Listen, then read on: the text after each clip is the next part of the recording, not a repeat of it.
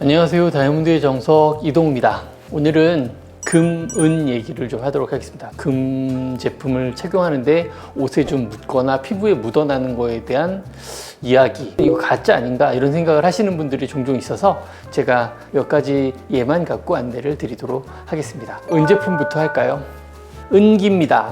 요즘 은기 잘 안 쓰죠. 예전에는 예단으로 가끔 이런 은 제품도 많이 주고받고 했는데 은값도 많이 올랐죠.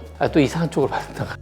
근데 뭐 은기가 아니더라도 우리 실버로 된 주얼리들, 반지, 목걸이, 귀걸이도 많이 쓰시니까. 근데 누구나 성인이 아니더라도 알 수 있겠구나. 누구나 다 알죠. 은은 변색을 합니다. 그죠? 시커멓게 변합니다.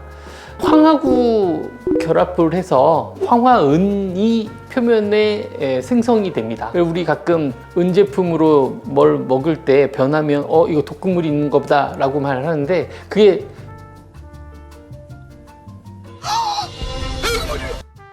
진짜 먹으면 안 되는 황성분이 음식이나 혹은 물질에 있어서 그런 거기 때문에 먹으면 안 됩니다. 황은 독극물이니까요. 그런데 공기 중에도 있거든요. 그래서 그냥 내버려둬도 언젠가는 약간 시커멓게 변색이 됩니다. 그러면 어떻게 해야 되나요? 버리면 되겠지 않죠. 다시 바뀔 수 있습니다. 요즘 뭐 네이버에 검색을 하시면 은 세척액 하면 몇천 원만으로 이렇게 나오는 세척액이 있습니다.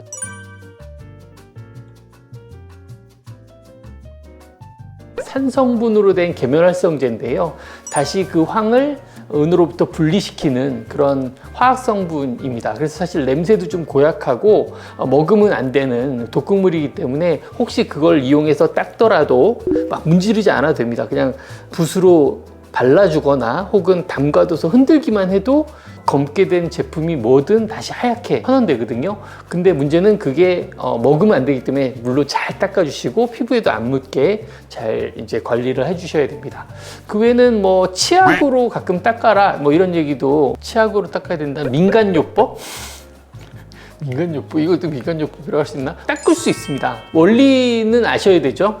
원리는 하나입니다. 그 황화은이 표면에 도포된 거거든요. 황이 은 내부까지 침투하는 건 아니니까 표면만 변색이 된 거여서 플라그, 뭐 치석 제거 뭐 이렇게 하지 않습니까? 그게 연마제가 들어있거든요. 우리가 매일 이빨을 닦으면 이를 깎아내는 거거든요. 그러니까 은 제품의 표면을 조금씩 깎아내서 그 변한 황성분인 부분을 박피하게 되는 겁니다. 그러니 다시 하얗게 돌아오겠죠. 근데 계속 닦아대면 은은 계속 줄게 되겠죠. 튜브 형태로 해서 치약 비슷하게 생긴 그런 연마제도 있기도 합니다. 그걸로 닦기도 하죠. 뭐 동전 닦고 뭐 이런 거 가끔 하거든요. 뭐 아주 저 어렸을 때 어렸을 때 애들은가 이러면서 막 닦던 그런 기억이 나요. 그게 맞나? 근데 이것도 있어요. 우리 은수저, 지금 제가 이거 제품 이게 뭐죠? 주전자인가? 하여튼 은수저 이런 거 변색이 되는데 매번 쓰면 삼시세끼를 은수저로 계속 먹으면 사실 안 변합니다. 그거 왜 그럴까요? 그러니까 설거지를 하게 되면 물로 닦고 트리오 퐁퐁 같은 뭐 이렇게 닦지 않습니까? 그러면 물로 닦고 나면 사실 아주 얇은 물막이 형성이 되는 겁니다. 그래서 그 물 성분이 도포가 되면서 공기 중에 있는 황성분과 완벽히 마를 때까지 그 황성분과의 물막이 은과 접촉하지 못하게 막아주는 효과가 있었기 때문에 매번 설거지를 하고 매번 물로 닦아주게 되면 잘 안 변하게 되는 겁니다. 그러니 그래도 되나? 뭐 생각은 안 해봤는데 은반지 이런 걸 계속 이제 착용하고 나서는 물로 좀 씻어주면 되겠네요. 뭐 그런 방법도 있을 수 있겠습니다. 어쨌든 그렇게 됩니다. 자, 금 제품입니다. 내가 예전에 산 금인데 이렇게 시커멓게 변색이 됐어요. 금도 변하나요? 이런 얘기를 가끔 하세요. 순금은 안 변합니다. 순금은 화학적으로 상당히 안정되어 있기 때문에 산화되지 않고요. 어떤 원소하고도 웬만큼 상온에서 그냥 일반적으로 그냥 내버려뒀을 때 변색이 되지 않습니다. 그러니까 집에 금덩어리를 갖다 놓으면 항상 노란 거죠. 그냥 반짝반짝거리는 그 금덩어리가 계속 그냥 반짝반짝거려요. 그런데 금 제품이 왜 변합니까? 연성이 높은 순 금을 가지고 무언가 제품을 만들기 위해서 합금을 하거든요. 75%가 금이고 그 외 제품을 넣으면 18K, 58.5%가 금이고 그 외 제품을 넣으면 14K라고 하거든요. 근데 그 25% 혹은 41.5%의 첨가제가 일명 알로이라고 하는데, 그 알로이가 대부분 은, 동, 뭐 니켈, 뭐 팔라디움 이런 금속들을 잘 조합해서 만들어 놓은 겁니다. 그걸 금과 같이 녹여서 합금을 시켰을 때 우리가 일명 14K 혹은 18K라고 하는데, 18K 노란 금, 핑크 골드, 화이트 골드 금속도 그 알로이 일부 성분을 넣어서 만드는 게 화이트 골드라고 할 수 있어요. 근데 그 알로이 제품이 제대로 잘 안 섞였을 때, 특히 주로 그 제품을 만들 때 중간중간에 이어붙이거나 연결 부분을 땜을 하는 경우가 있거든요. 같은 함량의 금속으로요. 14K면 14K로, 18K는 18K로 땜을 하게 되는데, 그 땜 부분이 얇은 선을 가지고 붙이는 거기 때문에 함량이 좀 미달이 되거나, 혹은 그 부분이 니켈이라든지 혹은 동성분이 표면으로 나와 있을 경우 그게 변색을 하게 되는 거거든요. 그런데 이 또한 사실은 말 그대로 완전 금속이 변한 게 아니라 산화되는 거기 때문에 다시 환원시킬 수 있어서 약간 검게 변할 수 있습니다. 그거 내가 속았구나, 내가 금산 줄 알았더니 이것들이 은을 줬네? 뭐 이런 생각을 안 하셔도 됩니다. 그럴 수 있어요. 다시 환원시킬 수 있습니다. 18K도 마찬가지고.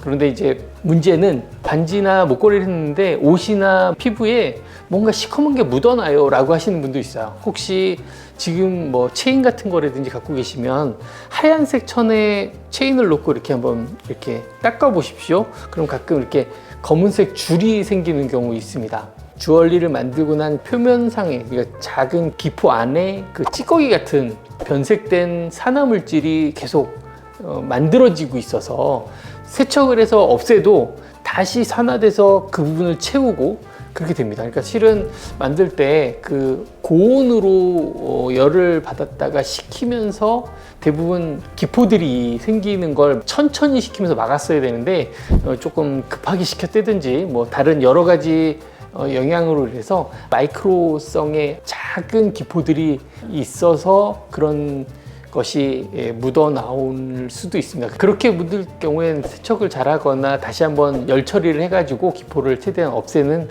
그런 표면 처리를 좀 하셔야 되거나, 그것이 아니고 광약이라고 해서 모든 제품을 만들고 나면 표면을 광을 내겠지 않습니까? 반짝반짝반짝 거리게 만들기 위해선 광을 내는데, 그 광약이라고 산화철 혹은 산화니켈로 되어 있는 광약을 쓰거든요. 근데 그게 니켈이나 청성분으로 된 박피하는 연마제인데 어딘가에 세척이 잘 안 돼 있고 남아 있을 경우에 또 이렇게 묻어나거나 하는데요. 이 경우는 아까 산화되는 것보다 조금 더 조심하셔야 됩니다. 왜냐하면 그 니켈 부분 같은 경우는 특히나 피부에 닿았을 경우에 땀 성분에 녹아서 피부로 들어가게 되면 피부 트러블을 일으킬 수 있어요. 그래서 그 니켈 성분이 묻어나게 되면 간지럽죠. 알러지가 생길 수 있기 때문에 그 부분은 다시 한번 재가공을 하던가 도금을 하던가 표면을 다시 덮거나 도포라는 방법을 쓰거나 해서 절대 그런 일이 벌어지지 않게끔 하셔야 될 겁니다. 오늘 뭐 나름은 도움이 될 만한 정보를 드리려고 애를 썼습니다. 화학 성분 얘기도 막 하는데 기껏해야 니켈, 구리, 팔라디움밖에 말씀 안 드렸거든요. 그렇게 어렵지 않습니다. 계면활성제 이거 비눗물이거든요. 그냥 이런 게 있구나라는 거 아시고 잘 사용하시면 되실 것 같습니다. 주얼리 관련돼서 알고 싶은 거 있으시면 댓글로 남겨주시면 영상으로 만들어서 안내해 드리도록 하겠습니다. 오늘 여기까지고요. 시청해 주셔서 감사합니다.